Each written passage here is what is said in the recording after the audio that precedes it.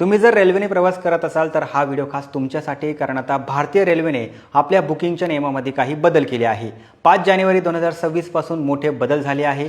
ज्याचा आधार card link आहे त्यांनाच आता तिकीट बुक करता येणार आहे। रेल्वेची नवीन बुकिंग प्रणाली नेमकं काय आहे समजून घेऊ आपण या व्हिडिओच्या माध्यमातून। नमस्कार, मी सलमान शेख आणि आपण पाहताय एबीपी माझा। पहिली महत्त्वाची गोष्ट म्हणजे जर तुम्हाला प्रवासाच्या 60 दिवस आधी तिकीट काढायचं असेल तर तुम्हाला आता आधार व्हेरिफिकेशन गरजेचं आहे। ज्यांच्याकडे व्हेरिफाईड आधार नाही त्यांना सकाळी 8 ते दुपारी 4 वाजेपर्यंत तिकीट बुक करता येणार नाही। ज्यांनी आधार लिंक केलंय ते सकाळी 8 वाजल्यापासून बुकिंग करू शकतील। यामुळे त्यांना कन्फर्म तिकीट मिळण्याची शक्यता वाढेल।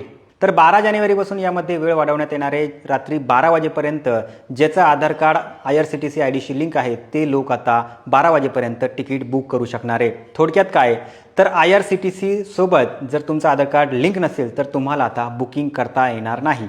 तर रेल्वेने हे पाऊल नेमकं का उचलले तर एजंट आणि दलालांना चाप लावण्यासाठी, खऱ्या प्रवाशांना कन्फर्म तिकीट मिळावं यासाठी यामागचा उद्देश आहे। पण लक्षात ठेवा, हा नियम फक्त ऑनलाईन बुकिंगसाठी आहे। तुम्ही जर काउंटरवरून तिकीट घेत असाल तर तुम्हाला हा नियम लागू होत नाही।